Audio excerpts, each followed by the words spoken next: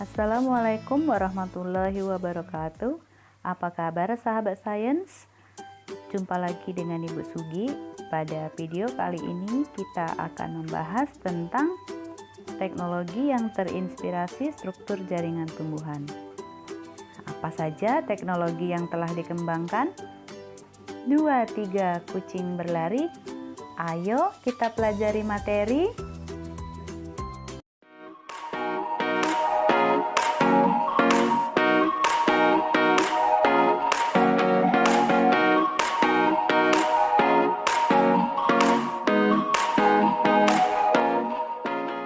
Teknologi yang terinspirasi dari struktur jaringan tumbuhan ada beberapa macam. Yang pertama, panel surya, solar cell. Apa itu panel surya? Ini adalah gambar dari panel surya di atap rumah. Ini panel surya di lampu jalanan. Panel surya merupakan alat yang dapat mengubah sinar matahari menjadi energi listrik. Mekanisme kerja panel surya ini terinspirasi dari mekanisme proses fotosintesis pada daun. Masih ingat struktur jaringan daun? Ini adalah gambar daun yang diperbesar, jaringan daun hasil pemotongan melintang, sel daun, di dalam sel daun ada kloroplas, di dalam kloroplas ada tilakoid, grana, stroma, dan ruang tilakoid. Tempat terjadinya fotosintesis pada daun adalah di jaringan palisade dan jaringan spon, karena pada jaringan itu sel daunnya banyak mengandung klorofil. Bagaimana proses fotosintesis?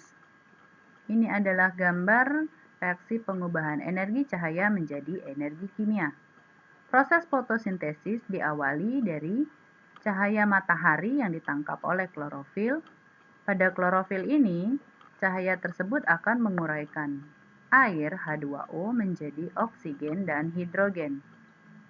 Kemudian, pada proses penguraian ini, elektron atau ion negatif pada klorofil bergerak melalui saluran ini. Akibatnya, muatan positif juga bergerak menuju enzim, menghasilkan energi.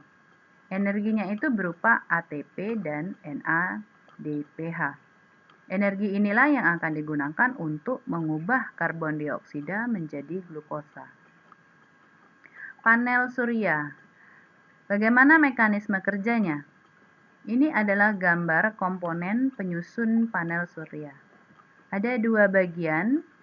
Yang pertama ini bagian positif, yang kedua ini adalah bagian negatif.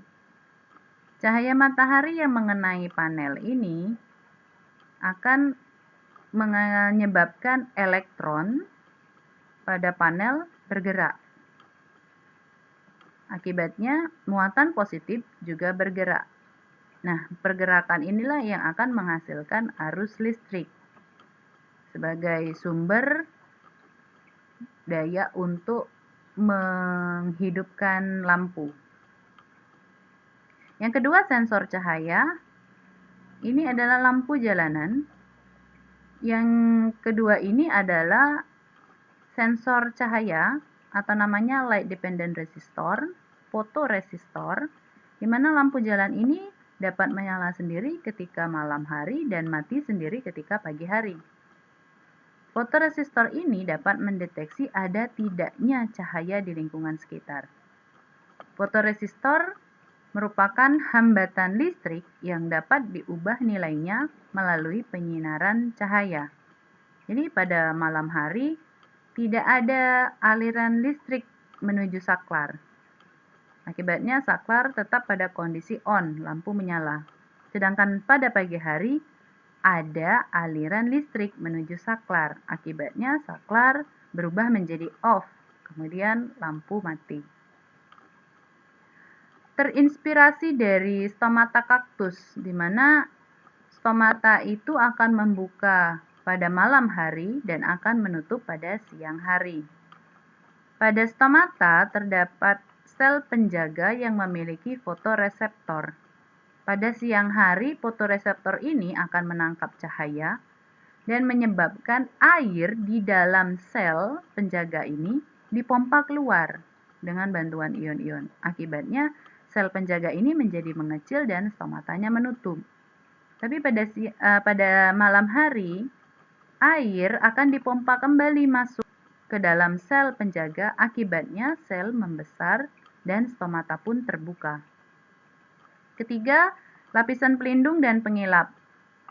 Terinspirasi dari kutikula pada daun. Kutikula itu adalah lapisan paling luar di atas epidermis yang tersusun dari senyawa lipid berupa lilin atau wax dan kutan yang bersifat hidrofobik atau tidak suka air. Lapisan lilin ini mencegah menempelnya debu dan kotoran. Jadi mekanisme ini diadopsi dalam pembuatan semir sepatu, lapisan pengilap mobil, perabot rumah tangga, dan sebagainya. Yang keempat, alat pemurnian air yang terinspirasi dari akar eceng gondok. Ini akar eceng gondok ini berupa serabut, ya jumlahnya banyak dan sangat rapat. Dia dapat menyerap partikel terlarut dalam air termasuk racun. Pada umumnya air yang di tempat tumbuhnya si eceng gondok ini, airnya itu jernih. Membran akarnya berpori atau saluran aquaporin namanya, yang terbuat dari protein dan memiliki daya ikat. Ini terinspirasi dari akar eceng gondok itu. Dengan teknologi penyaringan, air kotor dapat disaring sehingga bersih dan dapat dikonsumsi.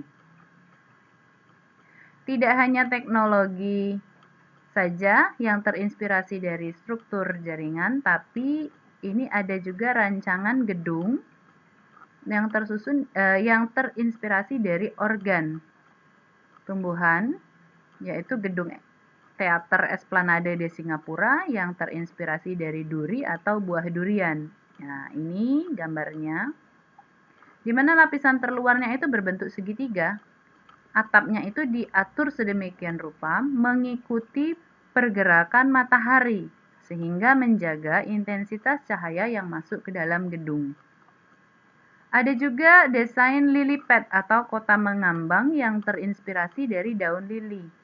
Nah, ini berupa prototipe kota yang mengapung di atas air, terinspirasi ini adalah daun lili. Desain ini prototipe kota ini dapat menampung 50.000 penduduk yang di dalamnya dikembangkan kehidupan flora dan fauna. Kemudian dia akrab dengan lingkungan. Jadi adalah desain kota yang terinspirasi dari daun lili.